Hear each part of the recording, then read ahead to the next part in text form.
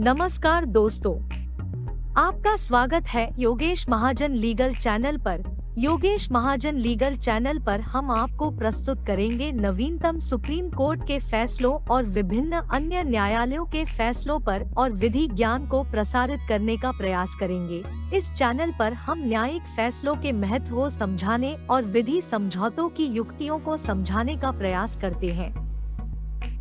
हमारा मकसद है कानून और न्याय के क्षेत्र में ज्ञान को आपके पास पहुंचाना, तो कृपया हमारे चैनल को सब्सक्राइब करें, घंटी आइकन दबाएं, वीडियो को लाइक और शेयर करें। दोस्तों, माननीय सुप्रीम कोर्ट की एक जजमेंट आई थी जो कि 7 मार्च 2025 की थी और इसमें जो अपीलेंट है उनको जो कन्विक्शन थी वो 376(2) सब पार्ट के जो एफ और जो आई है उनके जो इंग्रेडिएंट्स हैं उसके अंदर जो है उनको कन्विक्शन था वो अवार्ड कर दिया गया था। माइनर चाइल्ड के उनका मीन्स जो विक्टिम था वो माइनर चाइल्ड थी और यहाँ फिर ट्रायल कोर्ट ने जो सज़ा थी वो लाइफ इम्प्रिजनमेंट की सज़ा थी वो सुनाई थी और साथ में 25,000 रुपये का जो है वो जुर्माना लगाया गया था। और जब हाई कोर्ट में जब अपील डाली गई थी, अपील अगेंस्ट द कन्विक्शन, तो हाई कोर्ट ने जो कन्विक्शन थी उसको रिमाइंडर ऑफ द लाइफ के अंदर कन्वर्ट कर दिया था। अब यहाँ पर सबमिशंस माननीय सुप्रीम कोर्ट में ये दिए गए कि इन्हेंसमेंट ऑफ द सेंटेंस की कोई एप्लीकेशन जो अपील थी जो नहीं फाइल की गई थी, लेकिन हाई कोर्ट ने उसके बाद भी जो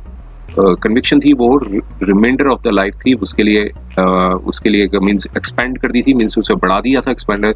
जो इम्प्रिजनमेंट को। और साथ में जो प्रोविजंस थे सेक्शन 42A पॉस्को एक्ट, उसमें ये बताया था कि जब पॉस्को एक्ट के अंदर अगर केस लगा जाता है तो उसका ओवरराइडिंग इफेक्ट होता है, क्योंकि पॉस्को एक्ट में कोई लाइफ इम्प्रिजनमेंट की जो है वो सज़ा का प्रावधान नहीं है। तो इसलिए जो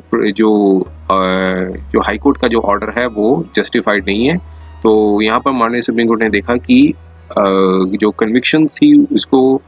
जो है उसको चैलेंज नहीं किया गया था, बल्कि जो जनरल लॉज हैं, मीन्स जो लॉज के जो लीगल पॉइंट्स हैं जो यहाँ पर जो रेज किए गए उसको चैलेंज किया था। लेकिन उसके बाद में माननीय सुप्रीम कोर्ट ने जो मीन्स एविडेंसेस को एनालाइज किया और पाया कि कन्विक्शन में कोई एरर नहीं है। अब इसके जो लीगल एस्पेक्ट्स हैं उसको यहाँ पर इस जजमेंट में हम माननीय सुप्रीम कोर्ट ने डिस्कस किया। तो आइए हम उसके कंटेंट्स को देखते हैं। देखिए, सबमिशंस थी वो ये बताए गए थे कि जो गिल्ट है, मीन्स उन्होंने गिल्ट ऑफ अपीलेंट को नहीं चैलेंज किया था जो ट्रायल कोर्ट ने रिकॉर्ड किया था और जो अफर्म्ड भी कर दिया था हाई कोर्ट ने। बस यहाँ पर कहा कि हमने स्क्रूटनाइज किया जो मटेरियल्स था अवेलेबल ऑन रिकॉर्ड पे और फाइंड और पाया कि जो होलसम जो एविडेंस था जिसमें जस्टिफाई की गई थी अपीलेंट की कन्विक्शन, उसको मीन्स उसमें कोई एरर नहीं पाई। तो इसमें ये बताया गया कि जो प्रोविजंस हैं, जो क्वेश्चन यहाँ पर जो डिसाइड करना था कि जो कन्विक्शन जो हुई अपीलेंट की वो रिकॉर्ड की गई थी under section means under IPC के अंदर, कि या फिर जो स्पेशल लॉ जो बनाए गए हैं सेक्शन 42 पॉस्को एक्ट का, कि उस वो प्रिवेल होगा और जो कि विशिएट करता है जो सेंटेंस अवार्ड की गई थी अपीलेंट को, जो ऑफेंसेस थे पनिशेबल अंडर सेक्शन 376(2) सब पार्ट एफ और सेक्शन 376 सब पार्ट 2 सब part I of Indian penal code में। अब यहाँ पे बताया कि सेक्शन 42 और 42A जो पॉस्को एक्ट है वो रेलिवेंट है, जो इस इशू को एडजुडिकेट करता है उसको रिप्रोड्यूस किया गया है। और सेक्शन 42 जो पॉस्को एक्ट है वो बताता है अल्टरनेट पनिशमेंट का। तो इसमें ये सेक्शन ये बताता है कि अगर कोई किसी प्रकार का एक्ट या ओमिशन हो जाता है जो ऑफेंसेस पनिशेबल है अंडर जो इंडियन पीनल कोड के जो प्रोविजंस बताए हुए हैं और जो इंफॉर्मेशन टेक्नोलॉजी एक्ट 2002 के अंदर बता रखा है सब पार्ट 2 के अंदर, तो कहा कि कुछ भी लिखा हो किसी भी एक्ट में जो टाइमिंग इन फोर्स हो, तो अगर ऑफेंडर है, अगर वो गिल्टी पाया जाता है इस ऑफेंस में, तो वो पनिशमेंट का हकदार होगा under this act means POCSO act के अंदर होगा या फिर अंडर इंडियन पीनल कोड के अंदर जो पनिशमेंट जिसकी भी ग्रेटर इन डिग्री की पनिशमेंट होगी। मीन्स अगर पॉस्को एक्ट के अंदर अगर सजा ज्यादा है और इंडियन पीनल कोड में सजा कम है तो पॉस्को एक्ट के अंदर कन्विक्शन होगी, और अगर इंडियन पीनल कोड के अंदर सजा है और पॉस्को एक्ट के अंदर है तो इसमें इंडियन पीनल कोड की जो पनिशमेंट है वो अवॉर्ड की जाएगी। अब दूसरा प्रोविजन था कि सेक्शन 42A क्या कहता है। अगर कहा है कि कोई भी एक्ट है अगर derogation in of any other act, तो मीन्स ये बताया गया कि अगर किसी प्रकार की इनकंसिस्टेंसीज आती हैं तो से जो पॉस्को एक्ट है वो प्रिवेल किया जाएगा। तो यहाँ पर कहा कि अगर परस्यूअल किया जाए सेक्शन 42 पॉस्को एक्ट को और मीन्स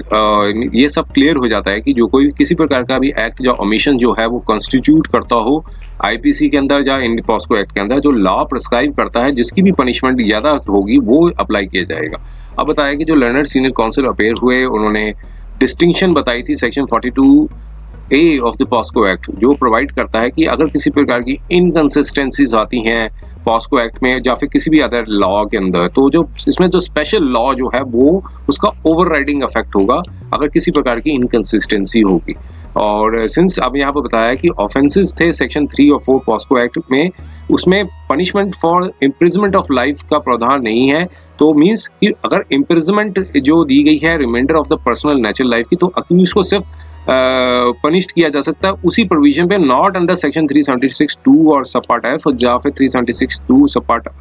आई ऑफ आईपीसी। तो यहाँ पर कहा कि इस प्रकार की means looking to the inconsistency in the sentence provided. तो अब यहाँ पर कोर्ट ने कहा कि इस प्रकार की जो सबमिशन थी उसमें मेरिट नहीं पाया गया। तो मीन्स सबमिशन ये दिए गए थे कि क्योंकि सेक्शन 3 और 4 का जो पॉस्को एक्ट है उसमें लाइफ इम्प्रिजनमेंट का प्रावधान ही है, और सेक्शन 42 कहता है कि अगर किसी प्रकार की इनकंसिस्टेंसी होगी तो पॉस्को एक्ट है वो प्रिवेल किया जाएगा। लेकिन कोर्ट ने कहा कि सेक्शन 42 को भी हम देखेंगे, उसमें ये बताया गया कि अगर दोनों में भी किसी प्रकार की इनकंसिस्टेंसीज आती हैं तो जिसमें मीन्स अगर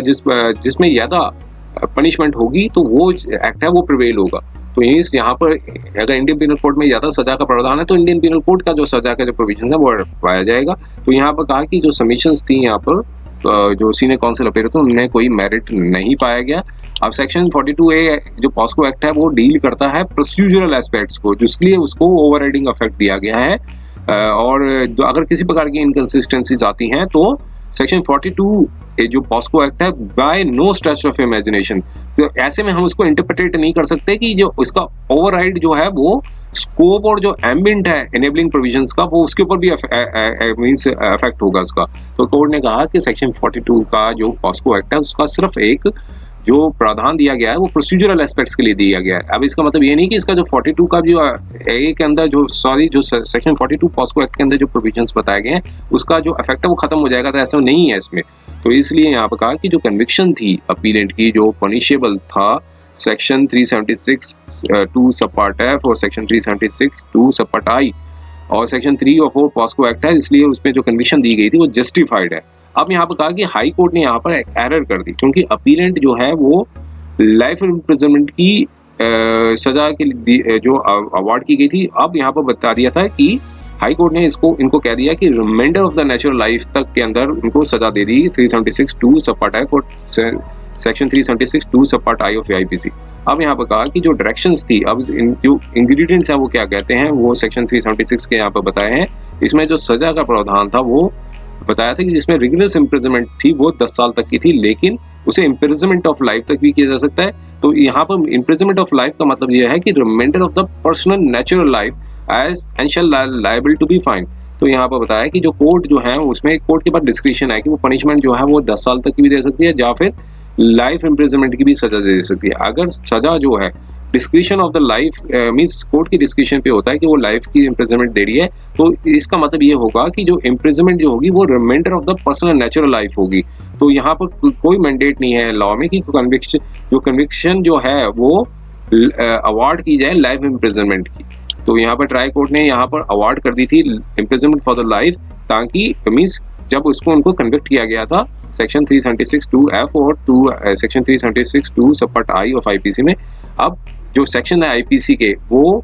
प्रोवाइड करते हैं ग्रेटर सेंटेंस मींस, और सेक्शन 3 और 4 पॉस्को एक्ट में इतनी सजा नहीं हुई है जितनी आईपीसी के अंदर प्रोविजन बता रखे हैं। तो जो ट्रायल कोर्ट थी वो जस्टिफाइड थी, इसलिए उन्होंने चूज किया कि पनिशमेंट जो थी वो सेक्शन 42 पॉस्को एक्ट के अंदर अवार्ड की गई थी। लेकिन हमें कोर्ट ने कहा कि हमें ये कंसिडर करना है कि जो अवार्ड जो है इम्प्रिजनमेंट ऑफ लाइफ, इसका मतलब जो है इम्प्रिजनमेंट जो है वो reminder of the personal natural life होगी जो फैक्ट्स और सर्कमस्टांसेस के हिसाब से बताए गए हैं। अब एक कोर्ट ने एक जजमेंट थी Shiva Kumar versus Shiva Murthy versus state of Karnataka की जजमेंट का यहाँ पर रेफरेंस दिया, और अब उसमें बताया कि हाई कोर्ट ने उस जजमेंट का रेफरेंस देखने के बाद कोर्ट ने कहा कि जो हाई कोर्ट ने जब अपील अगेंस्ट कन्विक्शन थी मीन्स अपनी जो कन्विक्शन को चैलेंज किया गया था अपीलेंट ने उसको चैलेंज किया था, तो उसमें ये ऑब्जर्व किया था कि जो sentence of the life imprisonment जो अवार्ड की थी ट्रायल कोर्ट ने, उसकी जो पनिशमेंट थी वो 376(2) और section 376(2)(i) of the IPC है, जो कि एक्सटेंड करती है reminder of natural life of the appellant. तो इस प्रकार की जो डायरेक्शन दी गई थी वो क्लैरिफिकेशन थी, वो ताकि जो सेंटेंस जो है वो इन ट्यून में हो रहा है जो लैंग्वेज जो थी सेंटेंसिंग प्रोविजन को। जो फैक्ट रिमेन ये थे कि एक क्लैरिफिकेशन थी, जो रिग्रेस ऑफ द सेंटेंस जो अवार्ड की गई थी वो इंक्रीज कर दी इस इफेक्ट पे कि अपीलेंट को सारी जिंदगी जो रिमाइंडर ऑफ नेचुरल लाइफ है वो प्रिजन में डालना पड़ेगा बिना किसी पॉसिबिलिटी ऑफ अर्ली रिलीज। तो यहाँ पर कुछ जजमेंट्स थी, उसका यहाँ पर रेफरेंस दिया, जिसमें स्वामी श्रद्धानंद की भी एक जजमेंट थी, उस पर रेफरेंस दिया था। तो उस जजमेंट में बताया गया था कि अगर रेयर स्ट्रेफ केस में अगर सेंटेंस 14 साल की है तो नॉर्मल बेंचमार्क जो होगा वो ग्रॉसली डिस्प्रोपोर्शनेट होगा और इनएडुकेट होगा। 14 साल की अगर सजा दी जाएगी तो अगर डेथ सेंटेंस अगर नहीं दी जाती है तो इसमें ओवरऑल सर्कमस्टांसेस को देखते हुए जो प्रोपोर्शनेटली पेनल्टी जो फिक्स की गई है 14 साल की सजा जो और and for the imprisonment till rest of life without remission. तो इस जजमेंट को इन्होंने कोर्ट ने यहाँ पर रेफरेंस दिया था। उस जजमेंट इससे पहले एक जजमेंट आई थी Virendra versus state of Madhya Pradesh की, उसमें स्वामी श्रद्धानंद की जो जजमेंट थी उसको मींस उस पर रिलाइड किया था और उसमें कहा था कि जो लाइफ इम्प्रिजनमेंट का मतलब ये बताया जाएगा कि जो एक्चुअल इम्प्रिजनमेंट जो है वो 30 साल तक की होनी चाहिए। तो अब यहाँ पर एक्सपोजिशन ऑफ लॉ को देखते हुए अब एंड ऑफ जस्टिस ये बनता है कि जो ट्रायल कोर्ट की जो जजमेंट थी उसको रिस्टोर कर दिया और डायरेक्शन दे दी कि जो सेंटेंस ऑफ द लाइफ जो इम्प्रिजनमेंट अवार्ड की गई है अक्यूज्ड को, जो ऑफेंस थे सेक्शन 3 और 4 वो शैल स्टैंड रिवाइव्ड होते हैं और ऑफेंस पनिशेबल था सेक्शन 376(2)(f) और सेक्शन 376(2)(i) ऑफ आईपीसी। तो इसमें जो अक्यूज्ड को सेंटेंस थी वो इम्प्रिजनमेंट फॉर द लाइफ के लिए होनी मींस काटनी पड़ेगी, जो अवार्ड की थी ट्रायल कोर्ट ने विदाउट स्टिपुलेशन की, बिना किसी स्टिपुलेशन के कि लाइफ टर्म जो होगी वो इन्यूर्ड होगी till natural life of the appellate, बिना किसी स्टिपुलेशन के। मींस उनको लाइफ इम्प्रिजनमेंट की सजा दे दी है और जो फाइन जो है वो 5 लाख का कर दिया है और अगर कहा कि डिफॉल्ट होता है तो 2 साल की सजा और बढ़ा दी जाएगी। दोनों सजाएं जो होंगी वो कॉन्करेंटली रन करेगी और जो डिपॉजिटेड जो फाइन जो डिपॉजिट किया गया है वो विक्टिम को दे दिया जाएगा। और यहाँ पर जो अपील थी वो पार्शली अलाउ कर दी थी और ये जजमेंट आई थी 7 मार्च 2025 को। उम्मीद है कि यह वीडियो आपको पसंद आया होगा। अगर आपने अभी तक हमारे चैनल को सब्सक्राइब नहीं किया है तो कृपया इसे सब्सक्राइब कर ले और बेल आइकन दबाकर नोटिफिकेशन प्राप्त करें ताकि आप हमारे नए वीडियो से अपडेट रह सकें। अगर आपको यह वीडियो पसंद आया हो तो कृपया लाइक करें और अपने दोस्तों के साथ शेयर करें।